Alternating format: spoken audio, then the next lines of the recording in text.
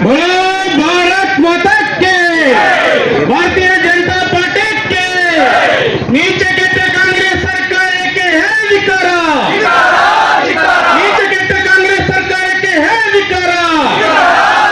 बेके Beko कानूनंತೆ ಕಾನೂನು ಸರ್ಕಾರ ಬೇಕೇ ಬೇಕು, ಬೇಕೇ ಬೇಕು, ಏತಕ್ಕಾಗಿ ಹೋರಾಟ, ಏತಕ್ಕಾಗಿ ಹೋರಾಟ, ದಲಿತ ಗಡ್ಡೆ ಕಾಂಗ್ರೆಸ್ ಸರ್ಕಾರಕ್ಕೆ, ಜನವಿರೋಧಿ ಕಾಂಗ್ರೆಸ್ ಸರ್ಕಾರಕ್ಕೆ ಭಾರತ್ ಕಾಂಗ್ರೆಸ್ ಸರ್ಕಾರ ಬಂದು 3 ವರ್ಷ ಆದ್ಮೇಲೆ 2 ತಿಂಗಳು ಡೆಲ್ಲಿ ಯಾತ್ರೆ ಮಾಡಾದ್ಮೇಲೆ ಡೆಲ್ಲಿಯ ಹೈಕಮಾಂಡ್ ಇವತ್ತು ಮಂತ್ರಿಗಳ ಭಾಗ್ಯ ಕೂಡ ಕೊಟ್ಟಿರ್ತಕ್ಕಂಥದ್ದು, ಭ್ರಷ್ಟರ ಭಾಗ್ಯ ಕೂಡ ಕೊಟ್ಟಿರ್ತಕ್ಕಂಥ ಸರ್ಕಾರ ಕಾಂಗ್ರೆಸ್ ಸರ್ಕಾರ.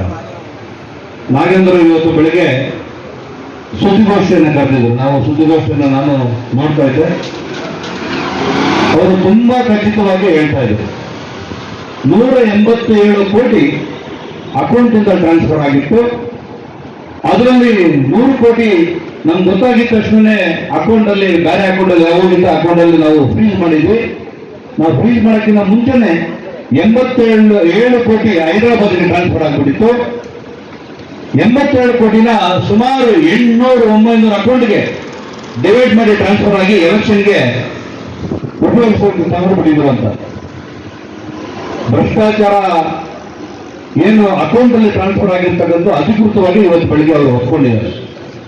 ಮತ್ತೊಂದು ಮಾತು ಹೇಳ್ತಾ ಇದ್ರು, ನನಗೆ ಗಮನಕ್ಕೆ ಬರ್ತಿರ ಮಾಡ್ಬಿಟ್ಟಿದ್ರು, ಯಾರು ಮಾಡಿದ್ರು ಗೊತ್ತಾಗಿರ್ಲಿಲ್ಲ, ಅವರು ಸಸ್ಪೆಂಡ್ ಮಾಡಾಗಿತ್ತು, ಅವರು ಕೂಡ ಜೈಲಿಗೆ ಹೋಗಿದ್ರು, ಮತ್ತೆ ಒಬ್ಬ ಅಧಿಕಾರಿ ಕೂಡ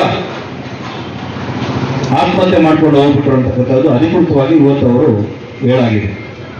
ಆದ್ರೆ ನಾನು ಭ್ರಷ್ಟ ಅಲ್ಲ, ಮಾಡಿರ್ತಕ್ಕಂಥದ್ದು ಸರ್ಕಾರದಲ್ಲಿ ಇರ್ತಕ್ಕಂಥವರು ಭ್ರಷ್ಟರು ನಾನಲ್ಲ ಅಂತಕ್ಕಂಥದ್ದು ಇವತ್ತು ಅವರೇ ಕೂತ್ಕೊಂಡು ಸರ್ಟಿಫಿಕೇಟ್ ತಗೊಂಡಿದ್ದಾರೆ. ಇವತ್ತು ಅವರು ಬಿಜೆಪಿ ಅವರೇ ತಟ್ಕೊಂಡು ನಾನು ಭ್ರಷ್ಟ ಅಲ್ಲ ಅಂತಕ್ಕಂಥದ್ದು, ಆದ್ರೆ ಅಕೌಂಟಲ್ಲಿ ಹೋಗಿರ್ತಕ್ಕಂಥದ್ದು ಅಧಿಕೃತವಾಗಿ ಒಪ್ಕೊಂಡಿದ್ದಾರೆ. ಕಾಂಗ್ರೆಸ್ ಅಲ್ಲಿ ಇರ್ತಕ್ಕಂಥ ಇವತ್ತು ನಾಯಕರಿಗೆ ಏನಾದರೂ ಮಾನ ಮರ್ಯಾದೆ ಏನಾದರೂ ಇದ್ರೆ ಇರ್ತಕ್ಕಂಥ 1.5 ವರ್ಷದಲ್ಲಿ ಒಳ್ಳೆ ಕೆಲಸ ಮಾಡಿದ್ರು ಇವತ್ತು ಮರ್ಯಾದೆ ಉಳಿತದೆ. ಯಾಕಂದ್ರೆ ಈಗಾಗಲೇ 5 ಗ್ಯಾರಂಟಿಗಳನ್ನು ಕೊಟ್ಟು ಗ್ಯಾರಂಟಿಗಳೆಲ್ಲ ಪೂರ್ತಿ ಇವತ್ತು ಧೂಳಿಗೆ ಹೋಗಿದೆ, ಗೆದ್ದಿಡ್ತಾ ಇದೆ.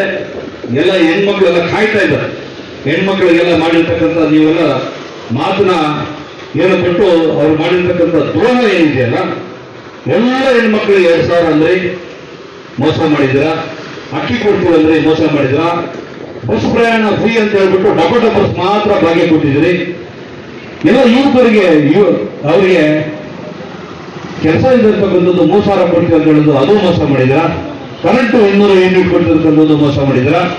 5 ಗ್ಯಾರಂಟಿಯಿಂದ ಏನ್ ಸರ್ಕಾರ ಬಂದಿತ್ತು, ಮತ್ತೊಂದು ಬಾರಿ ಎಲೆಕ್ಷನ್ ಬಂದ್ರೆ ಇದೇ 5 ಗ್ಯಾರಂಟಿ ಸಾಕು ಅವ್ರನ್ನ ಮುಳುಗಿಸೋದಕ್ಕೆ ಕಾಯ್ತಾ ಇದ್ದಾರೆ. ಅವರು ಗ್ಯಾರಂಟಿ ಮಾಡಿ ಮಸ್ಕ ಟೋಪಿ ಹಾಕಿ ಸರ್ಕಾರ ಬಂದಿರ್ತಕ್ಕಂಥದ್ದು ಮುಂಬರುವ ಸರ್ಕಾರ ಬಿಜೆಪಿಗೆ ಇದು ಹೊರ ಆಗ್ತಕ್ಕಂಥದ್ದು ಆಗಿದೆ. ಏನಾದರೂ ಅವರಿಗೆ ಅಷ್ಟು ಸ್ವಲ್ಪ ಮಾನ ಮರ್ಯಾದೆ ನಾಲ್ಕೈದು ಇವತ್ತು ಒಂದು ಪ್ರತಿಭಟನೆ ನಡೀತಾ ಇದೆ.